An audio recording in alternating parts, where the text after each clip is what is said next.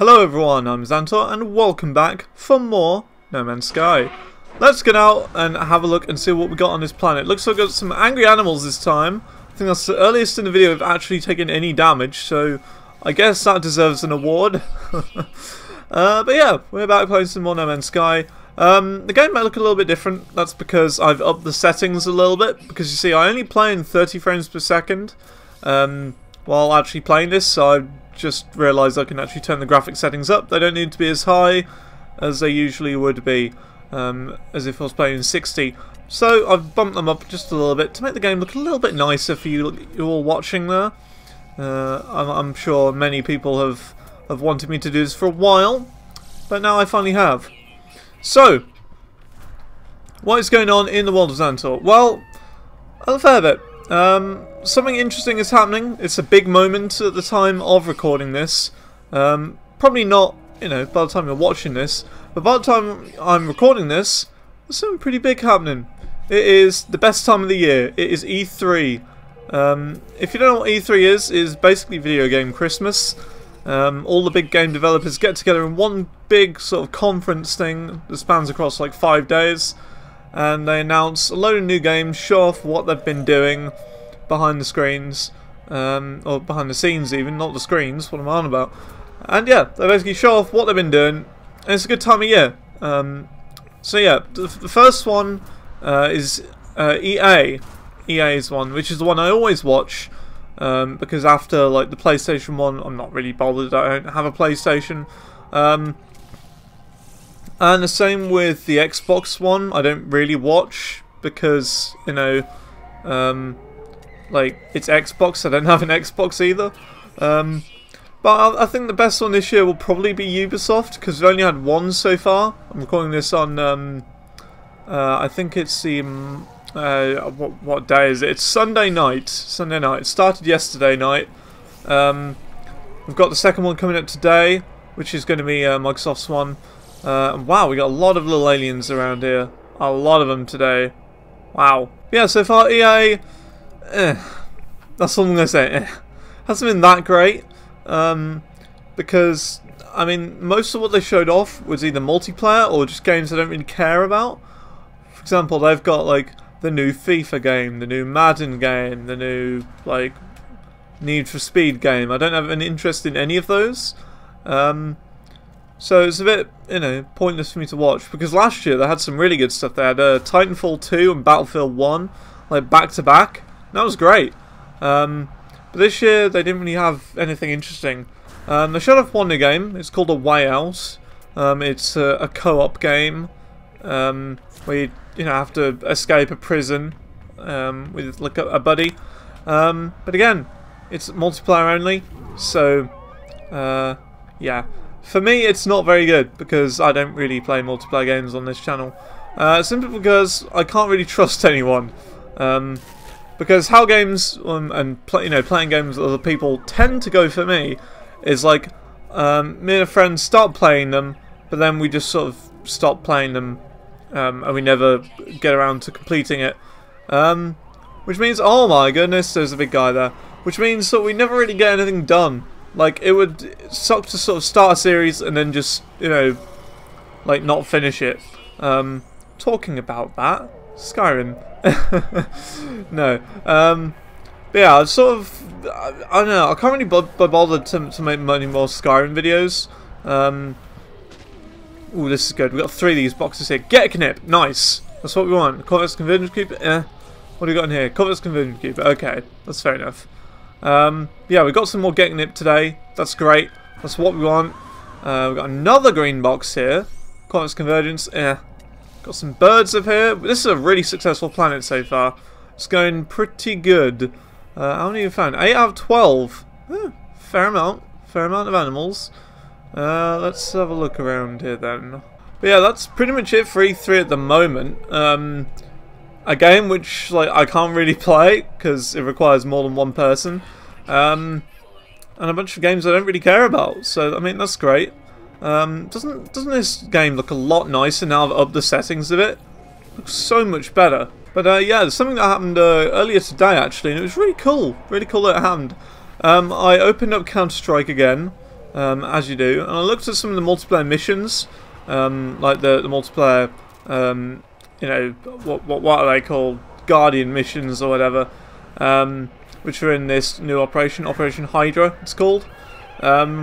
I thought, well, I'm not going to be able to play these. And I realised, at the very bottom corner, there was a tiny little button that I didn't realise before. You can actually search for, like, local people and play the missions with local people. So, yeah, I did that. And I found some guy. He seemed like a really nice guy. And we did just a bunch of missions together. So that was really nice. Almost feel like I've made a friend, a Counter-Strike friend. That's great. It's kind of good though, because I mean, a lot of the time you just get Russians just yelling at you, or squeaky kids, which I seem to be getting a lot of in my streams, in my live streams, which is not a good thing. I don't really like squeakers. I do not enjoy their presence. I'd rather that, you know, I actually have people my own age watching the stream and stuff. I don't know. Oh my goodness, we've got eels again. Oh boy. This is a pretty good planet, you know. I'm enjoying this so far. It's got a lot of different stuff on it. Oh, we have literally no iron. Isn't that great? And we're pretty much out of our shield as well. Well, this is just fantastic, isn't it? Oh dear, this is bad. I need to find some iron. There's got to be some in that cave over there. Yes, there's a load over here. Okay, we're going to be okay. Let's just go into here, recharge our shield a little bit. There you go. Okay. Now let's grab a load of iron. Look at that. 300 iron, just like that. Just by blowing up a load of this stuff. Okay, we can go back out now. We're fine. Very dark, in fact. It's like so dark. Let's turn on our torch. Which is weird, because a lot of people don't seem to know that the torch exists. It's kind of strange. Yeah, the torch is a thing. It works. You've got it, like, when you first start the game. No one knows about it. It's really weird. Oh, hang on. We got some underground animals down here. Maybe. Yes, we do. Look at that. Underground animals. Undergroundimals. Look at that. We got a crab as well. Some of these guys are angry with me, so I'm just going to sort of walk away a little bit quickly now. I like that term, Undergroundimals. That's kind of cool. That should be the title of this video, Undergroundimals. Ooh, look, we've only got one more animal to find, and then we're done. Right, so I've now got a new theory on how the world generation works in this game, right? So, when it generates a world, it comes up with a number out of, let's say, just 10 on how frequent animal spawns are and how many animals there are. So let's say 10 means there's a lot of animals and like there's a lot of different varieties, and they've got their both like individual numbers as well, and they can't be, you know, like let's say 1 for rarity, meaning that they barely show up, and like a 10 for different types of animals, otherwise it'd be too unfair. So they both have boundaries within each other, and then depending on like what sort of planet it is and stuff will depend on what sort of animals there are. So like, you know, water and stuff. I don't really know what I'm saying, but that's just sort of my theory on how animal spawns would probably work if I were to design them. Well, it's turning daytime again. Maybe it's just the fact that those animals do not spawn, you know, at those times of day. So I'm still going to keep looking. Take another, you know, a few minutes to look. I'm probably going to get in my ship and like fly across the planet just a little bit. Maybe get to some different, you know, different area. It's a nice looking planet, I will say this now. I'm not sure whether that's, of course, just to do with the fact that I upped the graphics for this video. Anyway, let's get in the SS Boogaloo and let's fly off, continuing to find where the rest of these animals might be. I'm just going to fly like a little bit in this direction, and then we'll see what we can find. So let's land just about here, and we'll see what we can find. I'm going to go underground a little bit. Aha! Aha! Is this the new animal? I think it is. It's gotta be. It's gotta be. No, come on, scan. Maybe not him. No, maybe this guy though. Ah! Really? They're just the same species. That kind of sucked. Well, let's keep looking in the ground anyway. Because you never know, there might be another new animal down here. Who knows? Can't seem to see this animal. Oh! Is that it? It's got to be it. That's got to be him. It is there. There you go. He was an outside animal all along. Okay, so we've uploaded a discovery for this planet. We can now head off. We've completed the planet. It's taken a while, but we have actually completed one. So that's good. It's not every day that that happens, you know. It's actually kind of rare that we actually complete planets like this. But it happens occasionally, you know, every now and then. So what we're going to do now is we're going to go and plant our Geknip plant inside our freighter now. And yeah, we're probably going to go out to a base as well to get some more Geknip. I think we're going to do that first, actually. Get some of the Geknip buds that have just grown. And yeah, then we'll go to our freighter and have a good time. Let's go. Because something has occurred to me. Something I didn't realise. When selling Geknip, or like the Nip buds, right? There is a chance that when you sell it, something amazing will happen. And this amazing thing, that the price for the star system that you're in will be super duper high. It'll have a star on it, and it'll be worth double.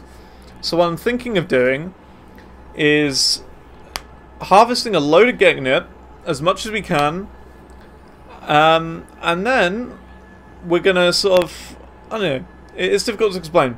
We're going to keep as much of it as we can in like our freighter inventory, and then sell like the remains. So let's just say we've got a full freighter. We're then going to like harvest again. So what we're going to do is we're going to do a harvest, sell the ones that we get, and then, you know, we because then we've got the rest of them. It's difficult to explain. Harvest, nip, harvest, nip. So basically what the plan is, when we sell Geknip, there is a chance that it'll sell for a lot of money.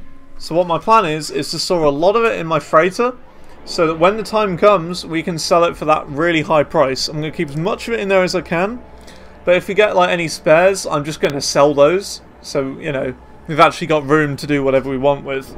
So basically what we do, give this guy all of our Geknip, or, you know, all of our Nip buds from our inventory. So give him like that. Because look, we can store 10 in a stack in here, which is a heck of a lot. Then what we do is we go back to our upper base bit. We're going to plant another Geknip, and then we're going to, you know, harvest the ones that are already there as well. We might as well. So you see, harvest these two right here. Bam, bam. We're then going to grow ourselves another one. Right here. There you go. And yeah. Now that we've got these three, and okay, I've just planted the Geknip and harvested the other two Nip buds. We're going to give the rest to this guy, Captain Enk. And yeah, we're then going to keep this as sort of storage for when we can sell them for the big bucks. Look at that, 9 Nip buds right there. Oh, total value 159,000. So if we can store 160,000 in each of these, we're going to get a lot of money. We're going to get over $1 million very, very easily, especially if it's like the double thing. Like we can get double the money. Oh boy, we're going to get a heck of a lot. But anyway, if you enjoyed this video, please rate, comment, favourite and subscribe, and I'll see you in the next video of No Man's Sky, where we go and explore another planet, have another good time. So yeah, I'll see you guys next time. Goodbye.